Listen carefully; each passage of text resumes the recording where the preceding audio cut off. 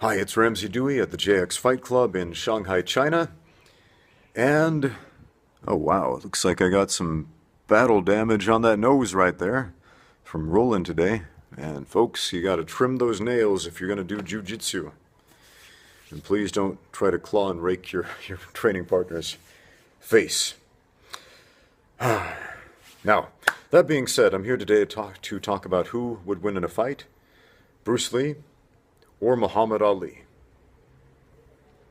Now, I made a video like 9, 10 years ago, which was actually a video response to a video describing this hypothetical scenario. Some dude was postulating that Bruce Lee would beat Muhammad Ali, something like that. And as evidence, he cited some rule of kickboxing regarding striking the knee, which wasn't actually true. And so I made a video response talking about the rules of a few different kickboxing organizations regarding striking the knee. And that's what my video response was about. And since YouTube got rid of video responses, now that video is completely out of context. I think people just see the title and they type in a response. And I got so many views and so many responses to this video where I never actually answer the question, who would win in a fight, Bruce Lee versus Muhammad Ali? So let's answer that question. Short answer: if these two were to fight in their prime, I believe Muhammad Ali would win. And I know a lot of people on the internet will be upset about hearing that because they believe that Bruce Lee was magical. Now, Bruce Lee weighed about 135 pounds. I don't remember how tall he was. He wasn't that tall. Muhammad Ali was a heavyweight boxer, substantially bigger. Okay? Now, size-wise, yes, I know size isn't everything in a fight, but it is a huge, huge advantage to be bigger and stronger and to have reach on your opponent when you know how to use it. And Muhammad Ali definitely knew how to use his reach. Okay? Now, a lot of you may be thinking, well, Bruce Lee was a well-rounded martial artist. He could kick, he could punch, he could do elbows, he could do dirty fighting, he could do infighting, he could do trapping, and Muhammad Ali was just a boxer. Just a boxer. Okay? Now, one thing that is extremely important, and this is going to upset a lot of people, Muhammad Ali was a real fighter. He had dozens of fights. He performed under pressure, under combat stress repeatedly. And he proved that he could beat the best of the best, yes, in boxing. And I know boxing is a one-dimensional martial art where we're focused entirely on attacking with the fists. But it is not the art of punching, it is the art of position first. And position dictates everything else in a fight. If you do not understand position, you don't understand how to fight. If you don't know how to box, you don't understand how to fight. Period. Okay? Now, Bruce Lee, again, he was a very special individual. He was athletic, he was strong, he was gifted. He had a lot of foresight into the idea of mixing the best of various martial arts to produce something better. And that's awesome. And I love Bruce Lee. Absolutely love the guy. The guy inspired me, perhaps more than any other martial artist ever. You know, especially when I was younger. I mean, his movies had a profound effect on me. I love the guy. Absolutely love the guy to this day. And I say this not out of a place of contempt, but out of a place of realism, because I am a professional fighter. I mean, I spent 10 years fighting professionally. I know the ins and the outs of the trade, right, from both sides of the cage. I was a fighter. I've worked as a coach. I've worked as a cornerman. I've worked as a referee. I've worked as a judge. Every aspect of combat sports I've worked in. Okay? So I'm not just speaking from the sidelines here. Now, it's a whole different thing being a conceptual martial artist versus being a fighter. There are some guys out there who can do some fantastic stuff, some great feats of strength, athleticism, gymnastics, all this stuff, and they would get killed in a fight. There are some guys who look awesome in the gym, like mixed martial artists. And in the gym, they beat the pants off everybody.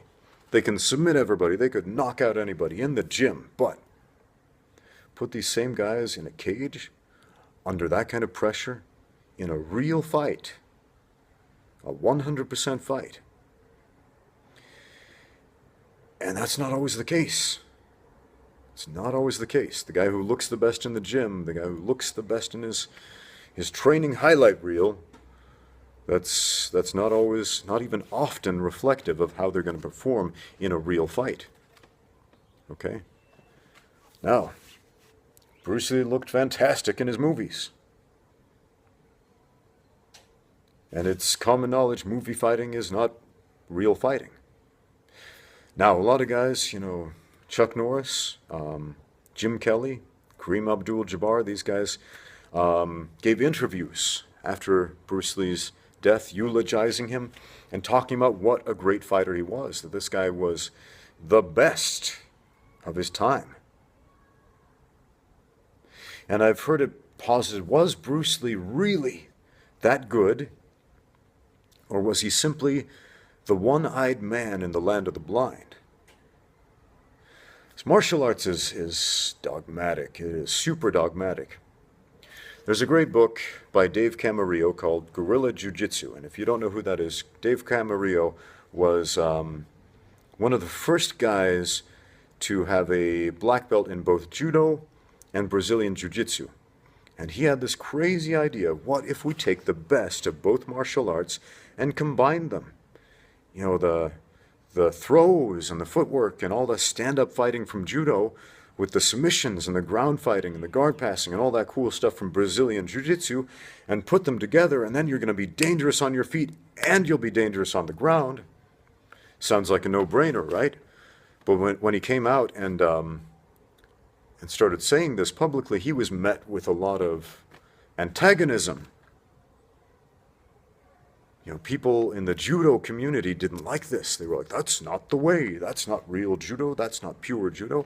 And people in the Brazilian Jiu-Jitsu community were also opposed initially to this idea. That's not what, that's not what Helio Gracie taught or whatever. That's something different. We can't allow this sport to change and evolve and turn into something else. And that's kind of what Bruce Lee did. That was his ideology, to get rid of the crystallization, as he put it, the crystallization of martial arts, where it becomes stagnant and solid, and you put it in the box, and there's no room for dynamic improvements, there's no room for improvisation, there's no room for change, and it's all dogma. Like martial arts becomes a religion, where everything is set in stone, and that's dangerous because fights are chaotic and fights are dynamic, and that's one thing Bruce Lee understood about fighting. Okay, again, he was ahead of his time in that regard. Now, but what Bruce Lee did not do was fight professionally. Now, there is some footage of him doing some sparring, wearing some pads, because he was the guy who introduced the idea of hey, let's do full contact sparring, which again was in the traditional martial arts community and the karate community was unheard of, because they did the close but no contact type of point sparring back then. He said this isn't realistic. We gotta hit each other. And so he introduced the idea of chest protectors and headgear and gloves and foot pads and stuff like that, to allow you to make contact in a safer way, or at least put people in a frame of mind where they think it's safer. But he wasn't a professional fighter. He never boxed. Full contact kickboxing didn't exist when he was around. MMA wouldn't come around for 30 more years. But Did he ever fight? Now, there are lots of anecdotes about Bruce Lee fighting, about him doing street fights, about him doing fights back in Hong Kong when he was a kid. And what do we know about those? We don't know anything. They're anecdotes. It's anecdotal evidence. That means it's somebody's story. So, you know, we don't really have a lot of evidence about how good of a fighter Bruce Lee was, but what I do know is that, you know, street fights are not real fights. And some of you are getting angry right now, and you're like, well, of course they're real fights. It's as real as it gets because there's no rules and stuff. They're not real fights because they're not real fighters involved. Okay, people getting into street fights don't know how to fight. They don't know the rules of engagement. Their technique sucks. Okay, every once in a while you'll find somebody who, once in a while you'll find a trained martial artist who is attacked, and you might find a video of some dude doing something cool in a street fight. But generally speaking, martial artists don't fight each other in the street because they understand something about fighting. They understand fighting is dangerous, and unless you are being paid handsomely for it, don't do it. I mean, my advice, be a professional about your fighting. You want to be a professional fighter, don't do it unless you're getting paid for it. That's the very definition of professional fighting. So Bruce Lee was not a professional fighter, had no amateur record, had no record at all. What he did have, the guy was a cha-cha champion, dancing. He knew how to dance, knew how to use those hips. I have heard that he did some amateur boxing in Hong Kong. I don't know how to substantiate that. As far as I'm aware, there's no video of it. But, man, Muhammad Ali was a high-level professional. I mean, he is one of the greats, one of the boxing greats. You list the great boxers, list a top 10, Muhammad Ali's name is going to come up in most people's books. And for a reason. He was good. He wasn't just a good boxer, he was an exceptional boxer. He was a physical specimen. Now, people bring up the technique, right? Boxing versus, kickboxing. If you look up on YouTube, you can find a few matches where a boxer using only his boxing fights, say, a Thai boxer, and the Thai boxer wins by kicking the leg, scores the TKO. And that's a different thing because you've got one trained professional against another trained professional. And when that's the case, the trained professional with the superior technique is going to win. Bruce Lee was largely a conceptual martial artist. Right? His concepts were good. They were in the right direction. Okay? If you read the Tao of Jeet Kune Do, I mean, it's some primitive stuff there, but it was still leaps and bounds beyond what other people were doing at the time. Okay? So you see his drawings of his concept of grappling was so primitive at the time, but back in the 60s, almost nobody was grappling, well, outside of, wrestlers and judoka and, but nobody cared about wrestling and judo other than wrestlers and judo players at the time. People wanted to see, fancy punches and kicks in the movies. But Bruce Lee understood something, which was, grappling is important too. After he met Jean LaBelle, and Jean LaBelle, threw him around a little bit, he was like, yeah, there's something I need to learn here. And Bruce Lee started making a serious study of judo after that. So, man, if you watch fights between a high-level professional, heavyweight, and a high-level professional bantamweight, now occasionally you'll see one of those David and Goliath matches where the big guy loses and the little guy wins. I mean, a great example, Josh Barnett versus Ricardo Almeida. Barnett being the big guy, Almeida being the much smaller grappler, and it's a grappling match, and it's fantastic. It's awesome. A great show of display from Ricardo Almeida. I mean, look up that match on YouTube, and you'll see just some excellent positioning. And Josh Barnett is a fantastic fighter, phenomenal grappler, and Ricardo Almeida, man, he pulled out all the stops to win that fight. And it's educational. You can learn a ton about technique. Okay. But again, that's the rare exception. All right, not everybody's Ricardo Almeida. Right? Bruce Lee was not Ricardo Almeida. In fact, Bruce Lee wasn't even Bruce Lee. Here's what I mean by that. When you watch those movies, and Bruce Lee fights like 15 guys in a circle around him and beats them all and knocks them all out. Okay, nobody does that in real life. Okay, Bruce Lee in real life, could he beat 15 trained martial artists with weapons surrounding him? In real life, not in the movies. Could he do that? I'm going to postulate no. No. I mean, take the best martial artist in the world, take the biggest guy in the world, surround him with 15 guys half his size with weapons, he's dead.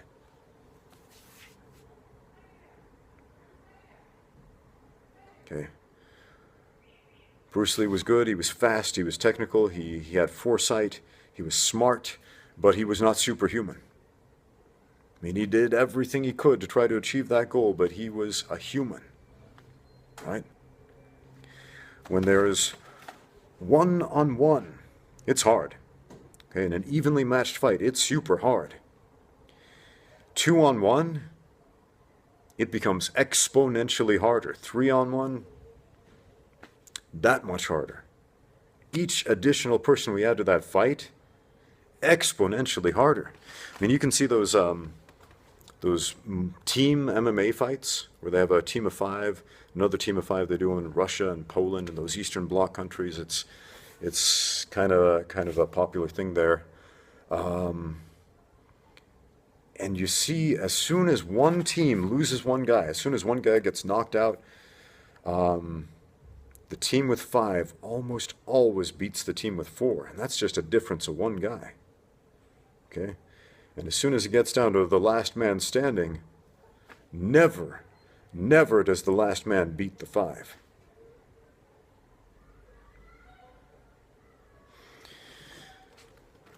So what would happen play by play in a fight between Bruce Lee and Muhammad Ali? That's a tough question. I imagine Bruce Lee would come out and he'd try to use his sidekick because, you know, that's the longest range weapon that he had, and he knew that, and he wrote about it. And he had a mean sidekick, had a good one. I imagine he might land one or two. And Ali, though, man, Ali, I think he would dance circles around Bruce. Man, he understood footwork. Man.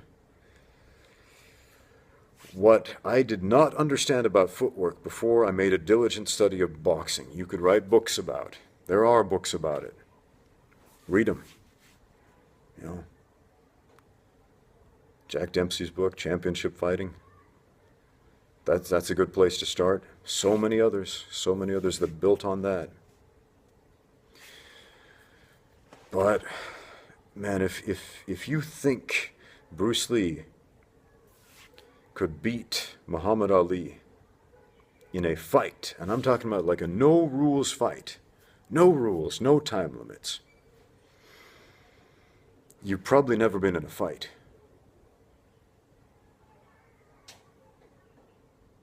And again, I don't care about your schoolyard scraps. I don't care about your street fights. Those aren't fights. Okay? And again, they're not fights because if you think they are, you're not a martial artist. You don't know what you're doing. Your technique sucks. Okay? Street fights aren't fights, guys. They're not fights. I was training a student earlier today, training a girl how to do arm bars. And she said, well, can I just bite your leg? And I said, well, you can. And if you do, I'll break your arm off. She looked at me like, what? I don't want that. And that's exactly what I would do. If somebody bit my leg in a fight, I would break their arm off and I would beat them with it. If you're doing a rear naked choke on somebody and they try to bite you, I'm not going to let go. I'm going to strangle them unconscious. Probably something worse, because I'll be mad about getting bit.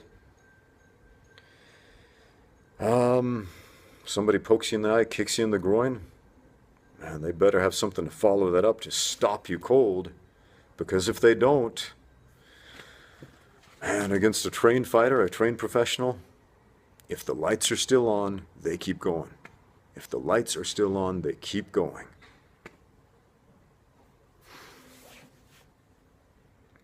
Do you know how hard a heavyweight can hit? A heavyweight can hit so much harder than a bantamweight. I remember my old student, Big Dave Williams, this big dude, big guy, super strong, weighed like 110 kilos. What is that in pounds? I'm living over here in China. Forgot how to use U.S. customary units. It's like, what, 235, 240, something like that, right? And, you know, at the time I was training with him, I was like 155, 160 pounds, okay? So, you know, there's like an 80-pound difference. And when he hit, man, he had so much weight, it would knock me back just with his jab. His jab, going light with the jab, would knock me back into the ropes. I'd be bouncing off him. I'd be like, holy wow. Imagine if he was not holding back. And again, I'm a trained professional. And that's the difference between a lightweight and a heavyweight, right? A heavyweight going light on you, heavyweight being nice, can knock you around with his light jab. Now, Bruce Lee, and I'm probably going to get some hate for this, but Bruce Lee did not have nearly as much fighting experience as I do. In fact, I'm going to postulate I would beat Bruce Lee in a fight. Okay? But I don't think I would have as easy of a time fighting Muhammad Ali. Now again, if I was fighting Muhammad Ali in a fight, man, I would do everything I could to bring that fight to the floor, but man, against a heavyweight, with that kind of balance, that kind of athleticism, even if he knows nothing about grappling, that's still tough. And against a heavyweight who can punch with knockout power moving backwards like he could, man, that's a scary idea. So, anyway, leave a comment down below. Let me know what you think. Am I right? Am I wrong? Was Bruce Lee a god? Did he have superpowers? Was he untouchable? Was he as fast as lightning? Or would Muhammad Ali have won that fight? Anyway, let me know. Like or dislike the video if you feel like it. And I'll talk to you next time.